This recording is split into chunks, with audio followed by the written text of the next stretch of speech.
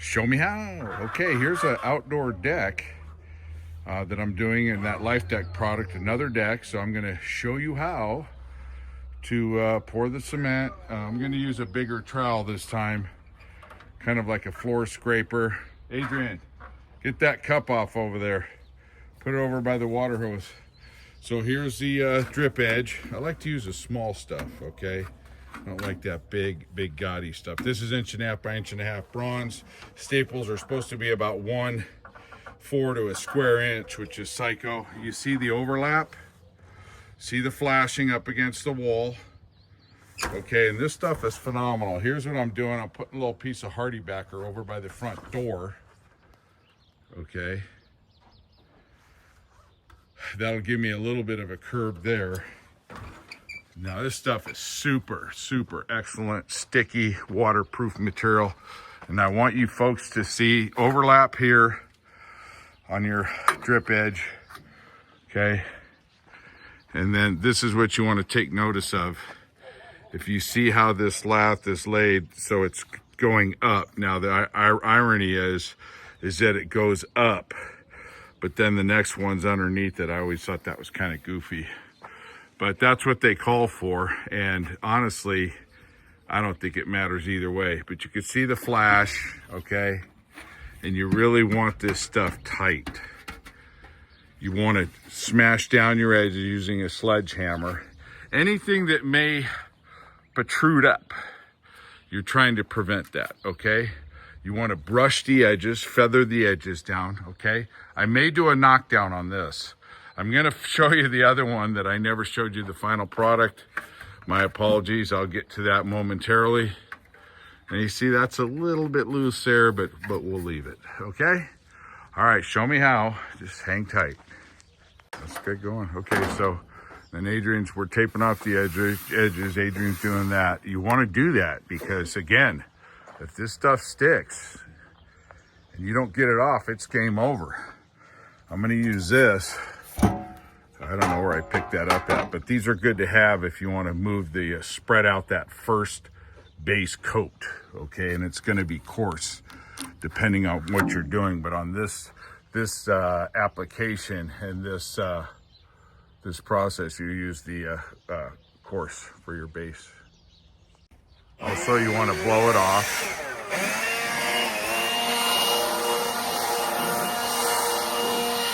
That way you get any of the loose stuff out, any loose material, dust, etc.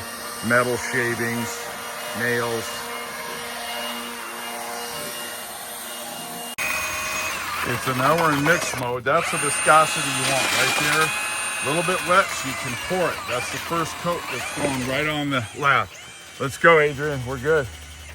Tap it off the side and leave it out and I can kind of clean it. And that's what the prep looks like right there.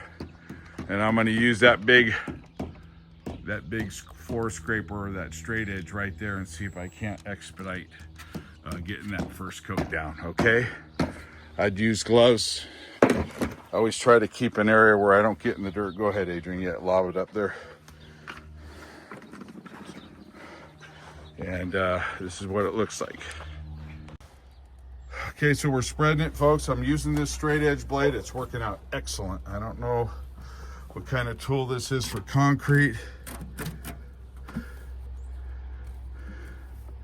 I'll have to look up the name there, but anyways, it's nice because one side is flat and the other side's got a little bit of a ledge on it to move the material forward.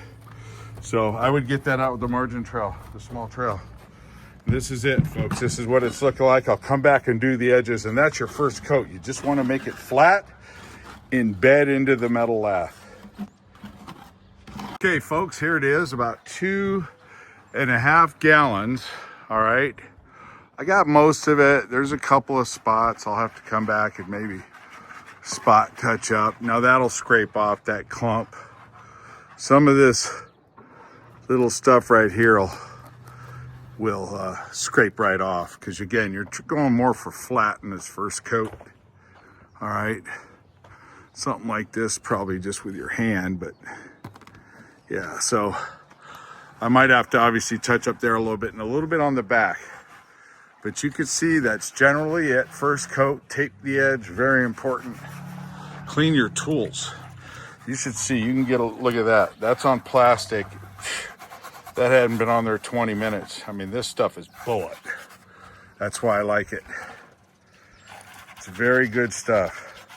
What is it? It's about $30 a sack for powder, and about 40, 50 bucks a gallon for the additive, which has a polymer in there. And if it dries, it's like a thick plastic. So basically this cement has a bunch of plastic in there, and that's what makes it waterproof, not water resistant. And it's extremely sticky. Okay, I just troweled this on, I don't know, 10 minutes ago. I mean, it's already hard. See that? It's already, nothing like concrete. You gotta move. You know, quarter a foot, eighth a foot on the slope. There you have it. I'll just keep this video going and through all the steps. Okay, so we're carrying on with the deck, the cement overlay. So I scraped off the high spots using a trowel, floor scraper, whatever you want, just to get it relatively flat for the second coat. Retape the edge, that's important. So I pulled off the older tape. That's disgusting right there, that'll be fixed. And this is what it looks like after the first coat dried, scraped, retaped. Okay, the important thing is you're just looking for flat. Now, this is gonna be the first time I'm using the LD3 over the LD1. The difference is the LD1 is very coarse, and the LD3 is more of a medium coarse, okay? So I'm mixing up another batch right now, all right? And this is what the viscosity looks like. And we're gonna trowel it on right now using the pull trowel. Okay, and we'll show you what it looks like. Okay, this is what the second coat's looking like with LD3. It's getting a lot smoother, which I like. But I gotta tell you, you really have to thin this stuff out or it just dries so fast, which is great. But I've got Adrian working with me. He's working pretty fast. And you can see the viscosity is thinner than the last round, but you can also see how flat it's getting, okay? So again, this would be the LD3, same ratios, all right? And then after this, I'll do the knockdown splatter finish, and I'll show you that. He's already got, okay, second coat, pulled off the tape, and now what you want to do, pull off the tape, pulling off the tape now, and you just want to make sure and detail the edges. My helper boo-booed here a lot. I was kind of upset, but I did leave the tape on too long. So this is what you want your edge to look like before the third coat. Super clean, tapered in. Okay, and this will be a knockdown finish. But you can see how flat it is, folks. Second coat, super flat. Adrian will have that done in no time.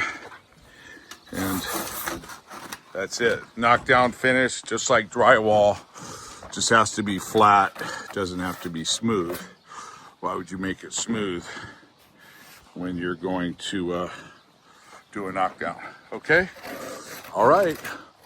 I definitely prefer the LD3 over the LD1. The LD1 is so coarse. All right, so what we're doing is we scraped off most of the high spots. I just ran a brush in there, kind of made more of a mess but I'm getting a little bit particular, so I wanted to make sure it was all sealed up in there underneath. I just used a brush. So we'll tape off again. That's okay, go ahead, Adrian. We'll tape off again, and then we'll put tape on here. Don't do this, get it off early. Adrian scraped it the wrong way, kind of hacked it. Should look more like this. So I'll have to get a matte finish, or I'll paint the flashing the same as the fascia. All right, and so one more round of tape. Here's the setup right here. your little drywall hopper. I think I'm gonna set that at about 40 pounds, but I'll check it first. I have it set at 90 or 100. You do not want that. That's for nailing, but that's a setup I'm gonna use. But you could use anything, a real small compressor. That's just what I happen to have. That Makita. So you can see you can get the stuff real flat if you want to work with it. But you'll see after I blow the texture on what it looks like. Okay, so here's an aerial view. All right, so I scraped down more. This is really flat in here and here. Or I should say really smooth right there. Now the reason why this is a discolored because I brushed in to get underneath that flashing. And I did counter flash this here. I put flashing behind it up. I should have used the kind of that weep screed with holes, but oh well, I can fill them, caulk them, whatever. Okay, now I will show you spraying. Okay folks, this is what it's looking like. I don't have an army. I'm not gonna do a knockdown, so it's just gonna be more like it's gonna turn out like a sand finish. Okay, I got overspray over there, that's no good. Okay, so to do the knockdown, you're gonna wanna get the gun, the nozzle, closer, so you'll get a bigger splatter. I had it too far out, but that's okay. I'm just gonna end up doing a sand finish. I don't mind. Looks a little bit more retro than the knockdown. Okay, so here's where I'm at right now. Go over to here. You see the difference with the spray. Okay, Adrian, hold that a minute. Okay, you folks see? Stay with me, show me how. Okay, so this is what the next phase looks like. It came out really nice, super flat. You can see it's pretty darn flat. Definitely as flat, if not flatter than all the Mickey Mouse drywall jobs of the 21st century. So, and again, the key is flat. Obviously, we're not going smooth. This is a texture. So now I'll paint it. Overspray, hate it. It's not atrocious because it's rough sawn siding. T111, so that'll tie right back in. I'll show you the finished product. So at this point, folks, you're just putting on their paint on top of this. And they have about 10 different colors. That'll knock down. Those little pieces right there will come right off. I'll wait for them to dry. But I'm pretty happy. A little wet here. I don't know what happened. We dropped some water there and it was just absorbing. But boy, the stuff dries so fast. It's so sticky, which is what makes it. But at the same token, it makes you really move fast. There's no time for standing around, and this isn't even that big of a deck. It's about 100 square feet, 4 by 24. All right. All right, folks, so this is the last phase, and that is I am painting the pigmented top coat, the seal. And it looks like at first blush, folks, I'm gonna have to use 2 coats, which is darn it for me. I was hoping only 1 coat. So I'm doing the perimeter, more tape, the color seal. I'll come over and roll this on. All right, and then I'll show you what we're using. Hopefully you didn't get dizzy with that. Here it is, color seal. I'm using Rocky Nook. And this is what it looks like. A little heavy here. Adrian's starting to get a little bit, that's okay. He's doing a great job. And I'll show it to you when I've got the first coat on, but it's probably gonna take 2 coats. Okay folks, so this is what 1 coat looks like on it. Definitely better to put 2 coats, and I'll put a second coat on. And I didn't even have enough for the first coat. So this is what I was left with, probably about 6 square feet. Okay, this is it, about 6 square feet, but you could see that it did start filling in a lot of the pores, and this is what it looks like. And I don't do this all the time, but I was pretty happy with how flat it came out. Came out really flat. I will show my final stone product finish. Maybe afterwards do a follow-up with another coat of seal on here, color seal, okay? But I did want to give you what the one coat looks like on this deck. This is, like I said, about 100 square feet, okay? All right, show me how. Just showed you how to do Lifedeck with the blow finish, kind of a blow stucco finish, orange peel. It ends up looking more like a French blow-on stucco. Thank you for watching, subscribing, following. Out.